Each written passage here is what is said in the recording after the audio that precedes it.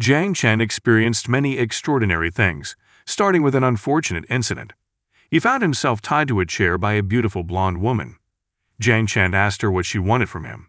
In reply, the woman asked his name and reason for being there. When he told her his name, she mocked him, saying that it sounded like a woman's name. Jiang Chen defended his name, explaining that his mother had given it to him because he was born in the morning, and others had praised it. He went on to describe his perfection and good looks. Suddenly, the woman put a chair between his legs, scaring Jiang Chen. The woman told him that he talked too much and that she wasn't interested in his mother, despite having asked her name first. Jiang Chen explained that his family had only one son per generation, and he was the ninth child. She asks if he intends to end his bloodline. She replied that she had a temper and demanded that he answer her questions directly. If he lied or bluffed again, she threatened to destroy his manhood. The woman asked who Jiang Chen was, as she'd never seen him in Wanghai City. Jiang Chen lied, claiming that he was from the north. When the woman saw the can of soda on his shirt, she asked where he got it from. After drinking it, she called him stupid for not explaining its origin, even though he knew what soft drinks were. Unable to answer, Jiang Chen was frightened as she pressed the chair between his legs again, forcing him to speak. He begged for the woman to hit him instead of threatening his manhood. The woman pulled out her gun and pointed it at his head, saying that she wasn't afraid to beat him. Jiang Chen, who was terrified, protested that the woman was mistreating his savior. The woman put the gun away, and Jiang Chen tried to convince the woman that he meant no harm. She asked if he was from the North Lion Tong sector. Jiang Chen claimed to be from a richer place. Jiang Chen said he was from a richer place. He collected items for someone and picked up extra items, like soda cans, for himself. He mentioned that he was helping the woman because she was starving, and suggested they would both suffer if he said anything unnecessary.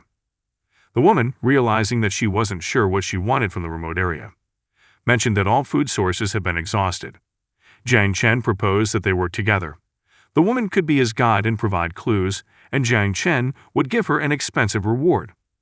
Out of curiosity, she asked about the reward. Jiang Chen ordered her to take something out of his pocket, a carrot. She was amazed by the fresh vegetable, and he told her that he had many more. Delighted, the woman asked if they had a deal, but Jiang Chen still didn't know her name. The woman introduced herself as Sun Jiao, then put the gun to his head again. She warned Jiang Chen that if this cooperation turned weird, she wouldn't hesitate to put a bullet into his skull. Jiang Chen asked Sun Jiao to trust him, explaining that he needed an experienced guide. He then questioned if she really thought that he lacked food. Sun Jiao countered, asking if he needed a slave. Jiang Chen explained that he didn't need slaves, but technology. He had things like laser guns and computers, but couldn't produce them himself. That was why he came to the abandoned city to find old technology.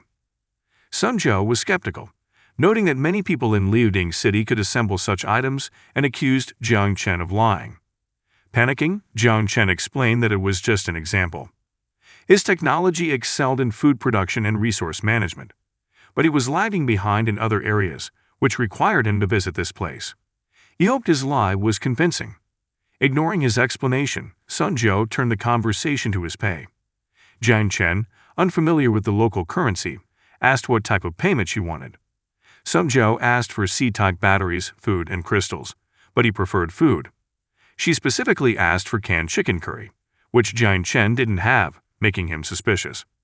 Seeing no other choice, Sun Jiao threatened to step on Jiang Chen's crotch. Out of desperation, Jiang Chen promised to provide 10 cans of food per month. Sun Jiao smiled and refrained from hurting him. Jiang Chen then asked to be released, reminding him that they were now partners. Sun Jiao untied him, and Jiang Chen's hands felt numb from being bound for so long. Sun Jiao assured him that she would keep him safe because if he died, who would pay for it? Jiang Chen joked that he'd be happy as long as she didn't die in his hands. Jiang Chen suggested they leave, but Sun Jiao insisted this place should be their meeting point for now. He assured her that this was the safest location. He explained that they were in Wanghai City in 2049, a city filled with zombies and strange creatures, filled with unimaginable ruins. Jiang Chen realized that he shouldn't be here and guessed he had time traveled.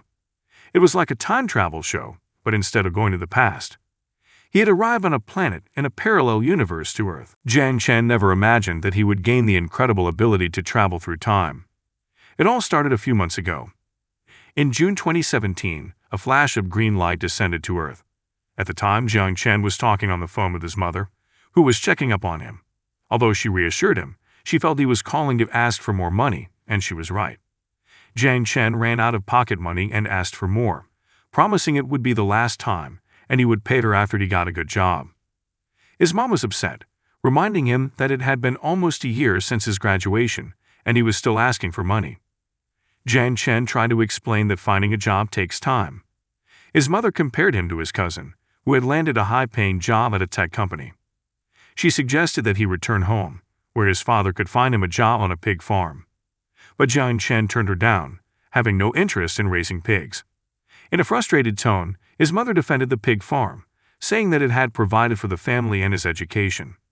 She told him that he should be grateful. Irritated, Jiang Chen ended the phone call, saying that he had something to do. Feeling dejected, Jiang Chen took a can of soda from his pocket and drank it, lamenting his bad luck. A year had passed since his graduation, and he still hadn't found a decent job. While drinking, he saw a shooting star and remembered the legend that said that wishes on shooting stars would come true. He prayed for a good job, promising to work hard and earnestly, although his drunken state made his prayers seem absurd. He burst out laughing at his own ridiculousness. Suddenly, the shooting star turned towards him. Panicked, Jiang Chen saw the star collide with it, causing a huge explosion. This marked the beginning of Jiang Chen's journey with his newfound superpower. The explosion left a tattoo-like mark on his hand, giving him the power to travel between universes. Jiang Chen found that after absorbing about 100 kilowatts of electric power, the tattoo pattern around his wrist would be complete, allowing him to travel between universes. In addition, the tattoo contained independent subspaces, essentially a storage dimension of about 1 cubic meter in size. Jiang Chen tried his powers for the first time, embarking on a multiverse journey that brought him to an empty house. It seemed like no one visited such an old house anymore. Seeing a newspaper, he read it for information and found that it was the year 2190. He was still in Manhwa, China, but it was very different from the city he knew. Those years had brought many unexpected events. Looking around, Jiang Chen felt goosebumps at the sight of a monstrous creature outside the window. Deciding the place was too dangerous, he planned to turn back. However, when he looked at his hand, he saw that the tattoo had disappeared after one trip. He tried to recharge it, but ended up getting electrocuted. Frustrated, Jiang Chen realized that there might be something valuable in that world, which prompted him to return. Determined not to return without a plan, Jiang Chen bought enough groceries to last for 3 days. He didn't intend to stay long, but he had to be prepared. His second landing in the parallel world went perfectly, placing him in the middle of a ruined city with no residents. There were no zombies in sight, most likely because they didn't come out during the day. He had to be careful, as he still knew very little about this world. Jiang Chen's first task was to find a safe location as a reference point. He found an empty house surrounded by high walls and fences, which seemed suitable as a base. When he tried to enter, he found the door locked, so he climbed in through the window. Inside, he saw no signs of life. Suddenly, someone grabbed his leg and called for help. Startled, Jiang Chen kicked the person, only to realize that it was Sung Jiao. Sung Jiao was furious and threatened to beat him up. Jiang Chen, shocked, asked what had happened and offered to help. Sung Jiao said that he needed water. Fortunately, Jiang Chen had brought extra and gave it to her. When he asked how she was doing, Sung Jiao replied that she was starving. Jiang Chen rummaged through her bag and found canned food to give to her. Wondering why Sung Jiao called herself crazy, Jiang Chen assured her that she wasn't crazy and didn't say such things. He then gave the canned food to Sung Jiao, making sure she had enough food to restore her strength. Initially, Jiang Chen anticipated Sung Jiao's gratitude, like offering his heart. However, he soon realized that he was helping a despicable and ungrateful opportunist, reminiscent of the story of Lord Donggu, the wolf, the farmer, and the snake. The events that transpired reflected past experiences, although Sung Jiao's lingering conscience offered a glimmer of hope. Jiang Chen mused that encountering a true villain, such as a slave trader or a cable, would probably result in dire consequences, perhaps even his death. In a world filled with danger, Jiang Chen found solace in his newfound alliance with Sung Jiao. When Sung Jiao asks about the origin of the food supplies, Jiang Chen assures her of his parents' methods, allaying her concerns. Examining a valuable painting, Jiang Chen pondered its value, lamenting the artist's supposed absence, making its exchange for money absurd. Turning his attention to the high-tech tools scattered on the floor, Jiang Chen commented on their sophistication. As Sun Jiao headed towards a door, Jiang Chen asked about the tools. Sun Jiao explained that the electronic devices became obsolete after the nuclear explosion, and suggested salvaging spare parts to trade at the survivor base.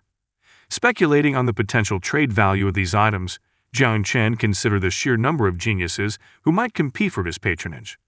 However, he recognized the futility of such skills in a post-apocalyptic world, where expertise in military weapons carried more weight. Sun Jiao, speaking frankly, considered that reinforcing the building structure was unnecessary, given the absence of formidable mutants and the zombies' reliance on sound cues. Jiang Chen, who didn't care much for zombies, remained vigilant against human intruders, fearing attacks at night while he slept. They decided to use the building as a hidden supply point, confident that an earlier search would deter unwanted visitors. Jiang Chen asked about Sun Jiao's possession of the city map. Sun Jiao asked for the name of the app, intending to send it via anicapped. Confused by the term anicapped, Jiang Chen sought clarification. Sun Jiao guessed that Jiang Chen didn't have anicapped, not believing that he ventured into the city without anicapped, unaffected by the risk of radiation exposure.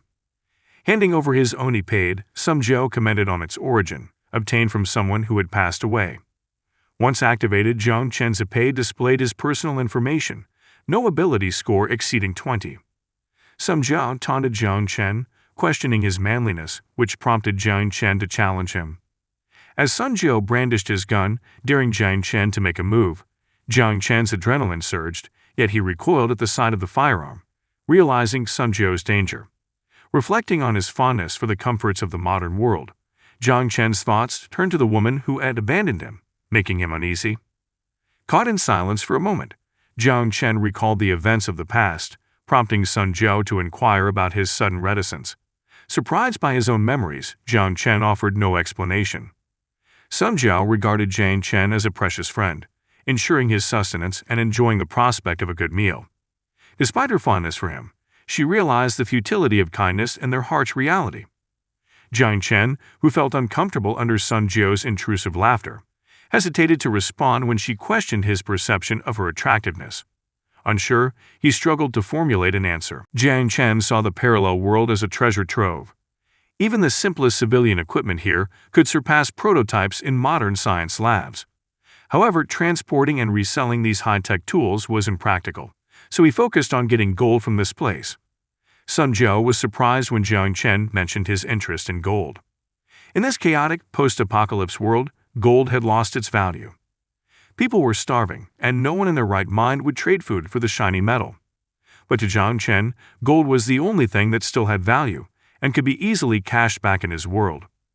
Sun Jiao was curious about his plan, but Jiang Chen kept it a secret, saying that she didn't need to know everything. Annoyed, Sun Jiao decided not to ask further. Jiang Chen gave her some bread, which she eagerly accepted. She then asked what he wanted in return. Jiang Chen insisted that he didn't want anything, but Sun Jiao expressed her desire for him to take care of the food. Jiang Chen wasn't desperate enough to want intimacy with someone he might be attracted to. He fed her canned food for breakfast, lunch, and dinner, preferring to avoid risky encounters. Sun Jiao had watched criminals beat her for food and encountered cannibal bandits.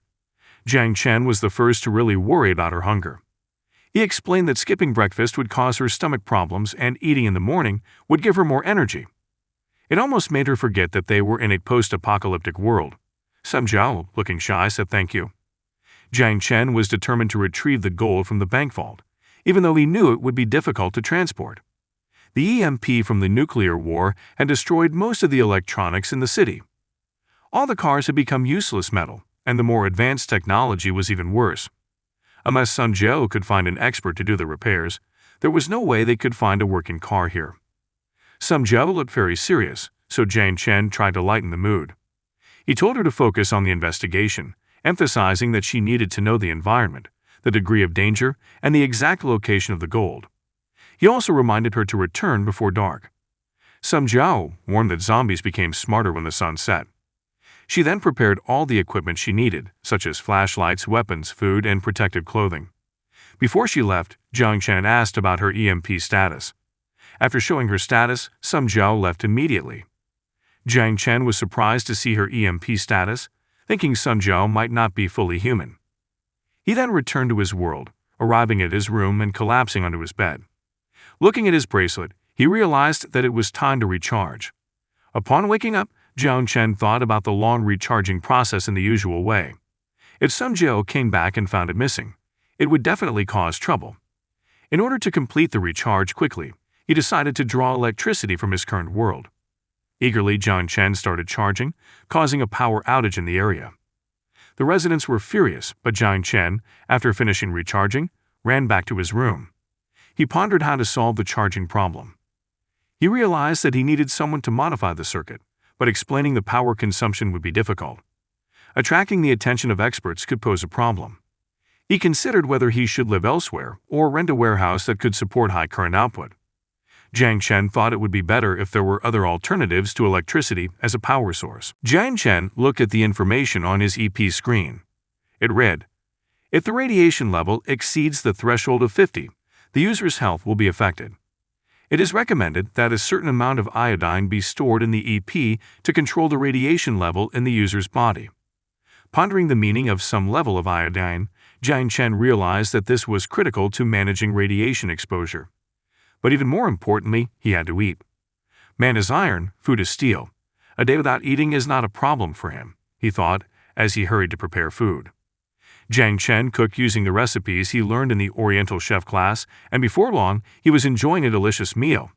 While eating, he wondered how many kilos or tons of gold he could exchange for this meal in the post-apocalyptic world. Even holding a can of food in looting city could probably attract many beautiful women, he thought with a smile. He thanked the gods that he was not trapped in the hellhole, but was also worried if the Third World War broke out in his current world. A useless graduate like him would probably die in a forgotten corner. Determined to focus on the present, Jiang Chen double-checked the items he would bring back to the post-apocalyptic world. With everything ready, he realized that he had forgotten something. He went to the refrigerator to grab some extra food just in case, then set off. Upon arriving at his base in the post-apocalyptic world, Jiang Chen stepped out of the room and rested for a moment on a chair. He checked the tattoos on his hands and noted that the strength he used today was minimal, not even half. His weight hadn't changed, likely because the storage capacity had increased with each recharge. He speculated that the maximum capacity might increase with the number of refills, but dismissed the thought as unimportant for now. Entering another room, Jiang Chen saw an object that looked like a power distribution cabinet. Curious about how to operate it, he pulled a lever and turned on the electricity. The electronics in the room lit up. Jiang Chen was amazed by the high technology he saw. This parallel world, although desolate, was full of incredible technological advancements. Jiang Chen found that life in the post-apocalyptic world was surprisingly tolerable. As he gazed out the window, he heard a sound and peered through the binoculars to see Sun Jiao approaching. It didn't take long for Sun Jiao to arrive, clearly having gained something valuable. Sun Jiao attempted to climb over the tall iron fence and made it through before Jiang Chen told him to enter through the headquarters door. However, Sun Jiao was surprised to find the door had been repaired, stumbling inward in surprise and nearly falling down. Angrily, she scolded Jiang Chen, feeling as if Jiang Chen had set her up to fall. Jiang Chen quickly apologized, insisting that it was unintentional. Sun Jiao then recounted the grueling ordeal at the bank, where she encountered a horde of zombies. She needed 2 batteries of ammunition to eradicate them, and although she was unable to access the bank vault, she managed to secure the gold bars from the VIP room. He tossed the bag containing the gold bars to Jiang Chen, who was amazed by its weight. Offering a can of soda to Sun Jiao from his pocket, Jiang Chen saw her eagerly accept it and take a sip, visibly enjoying the drink. When she asked about the temperature, Jiang Chen revealed that the refrigerator was still operating. Sun Jiao expressed concern about their next move. He suggested that they would need an expert or powerful explosives to open the safe and remove the gold. Jiang Chen scoffed at the idea, doubting they could find such resources. However, Sun Jiao explained that many survivor bases had such resources, citing looting city as an example. Curious, Jiang Chen asked about the city's distance, prompting Sun Jiao to mention its unique entry requirement: 1 unit of crystal energy or an item of equivalent value. From his pocket, Sun Jiao took out a crystal, indicating the rarity and difficulty of obtaining it. He explained that only powerful mutants could crystallize the item, and expressed her desire to avoid meeting them again if possible. Sun Jiao gave the crystal to Jiang Chen, prompting him to question the value of its energy units. As Jiang Chen held the crystal, a green light emanated from it, revealing its exchange rate. 1 unit could give him 10 boxes of canned food or half a box of low-quality canned food.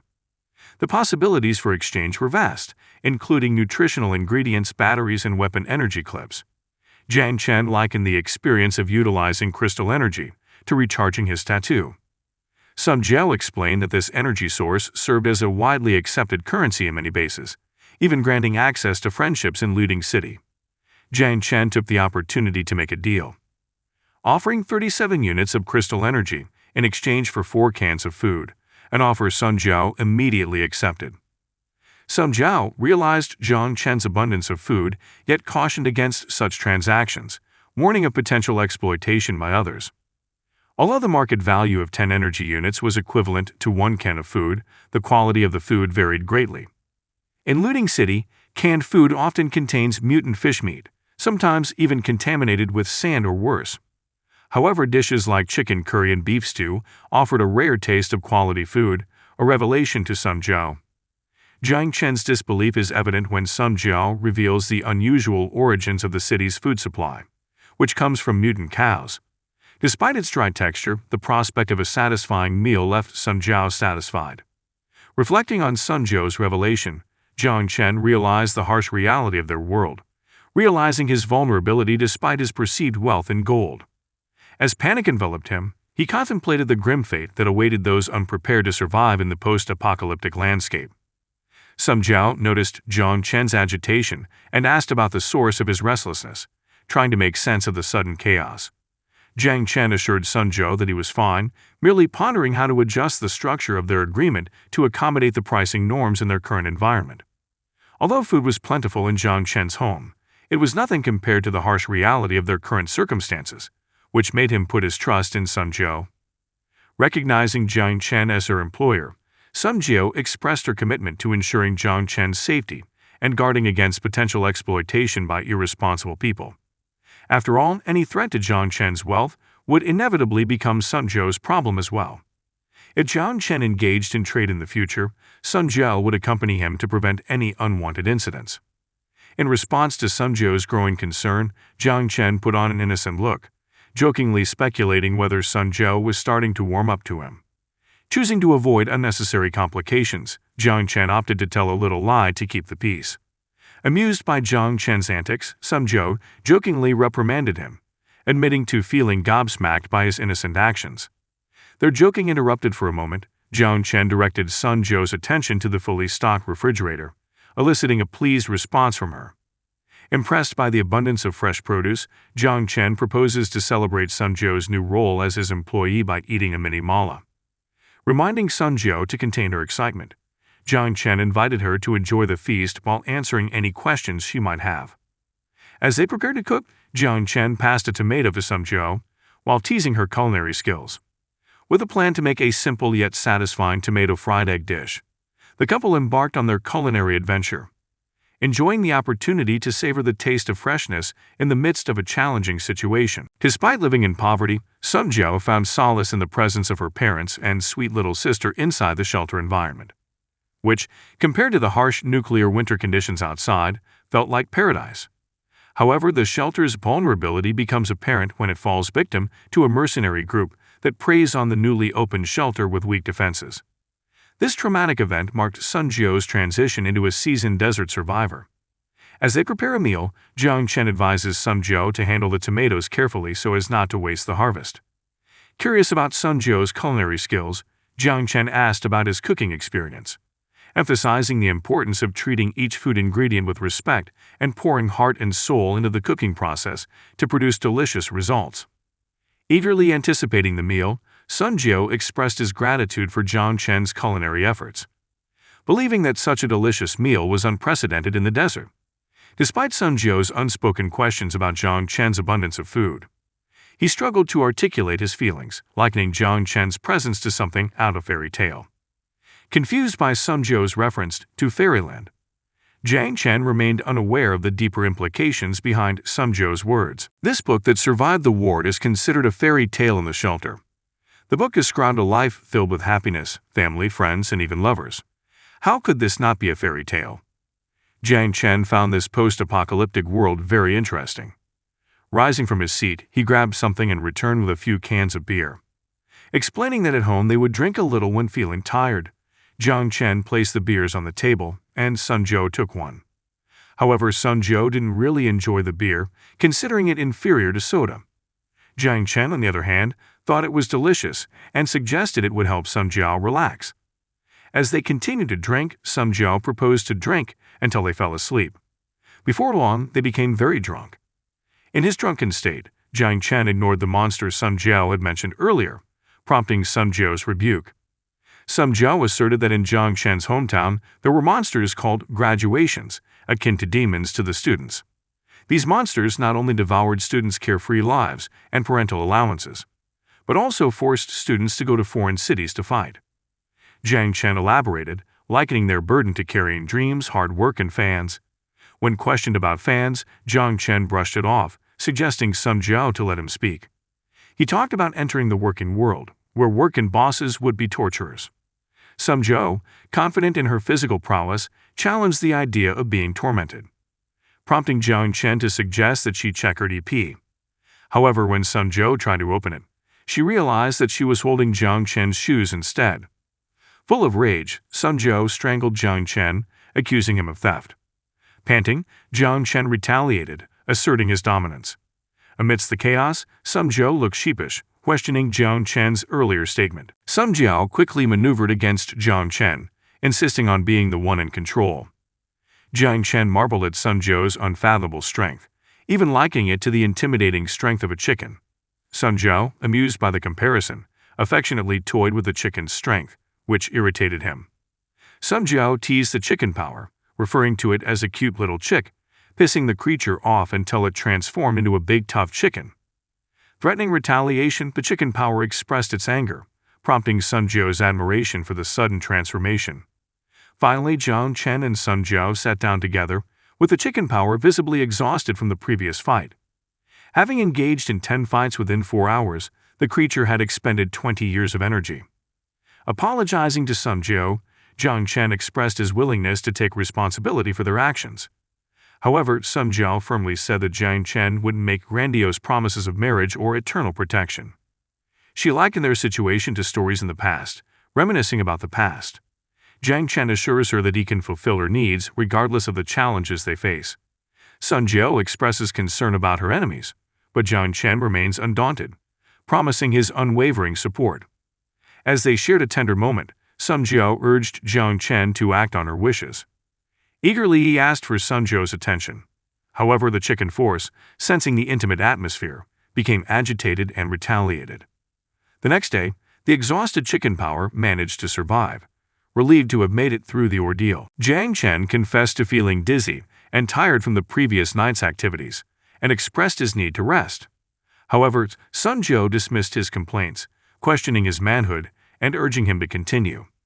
Jiang Chen replied that women could never understand a man's fatigue. Sun Zhou warned Jiang Chen of the dangers that were everywhere and asked him to stay close. While gazing at the sky, Jiang Chen asked about the potential for rain, only to be told by Sun Zhou that the looming clouds were actually radiation dust, which instilled fear in him about unprotected exposure.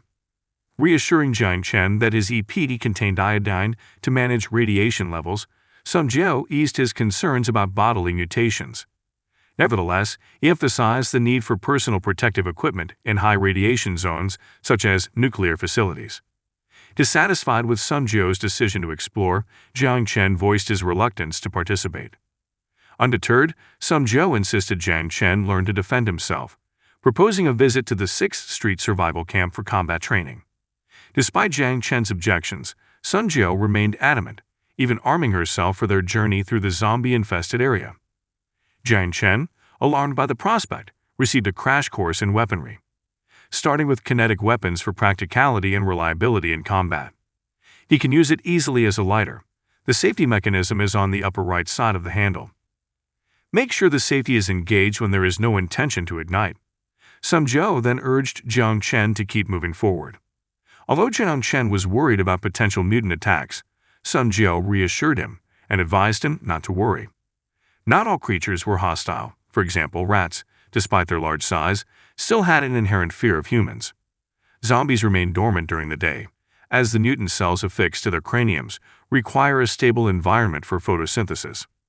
While cockroaches may look menacing, their diet does not drive them to attack living creatures. They usually feed on zombies and other lesser mutants, but they are not selected towards humans. Their main concern is carnivores. Lastly, if someone is aiming for the head, don't hesitate to shoot directly. Jiang Chen seemed to be lamenting his existence in the post-apocalyptic world. Deeming it too dangerous, just to survive was already a terrifying challenge in his eyes. Sung Jiao surveyed his surroundings, sensing that something was wrong. Slowly, all the mutants vanished, hinting at the presence of a greater power. Jiang Chen's expression turned to panic as Sung Jiao elaborated on the reputation of the infamous claws of death among certain carnivores. In the middle of Jiang Chen's question about the claws of death, a deafening explosion split the air. Sung Jiao wasted no time, heading straight towards the source, telling Jiang Chen to follow her. Hesitant, Jiang Chen questioned if they were heading in the right direction, pondering that Sung Jiao's curiosity would definitely cause trouble. The order to maintain fire and use explosives resounded amidst urgent calls for ammunition. Ahead, colossal zombies appeared, triggering relentless gunfire from the group. Despite their efforts, the zombies stood their ground, fending off their attacks with incredible toughness. Sung Jiao observed from a distance, taking in the zombies' monstrous stature with confusion. Jiang Chen's terror was evident as they continued their assault on the formidable undead foe. Despite their best efforts, the zombies proved to be a formidable foe. As the battle raged on, one of them ordered to stop holding back and urged for a final, decisive strike. The zombie, who was wounded by their attack, reacted with mounting fury, all the more enraged that his hand was injured.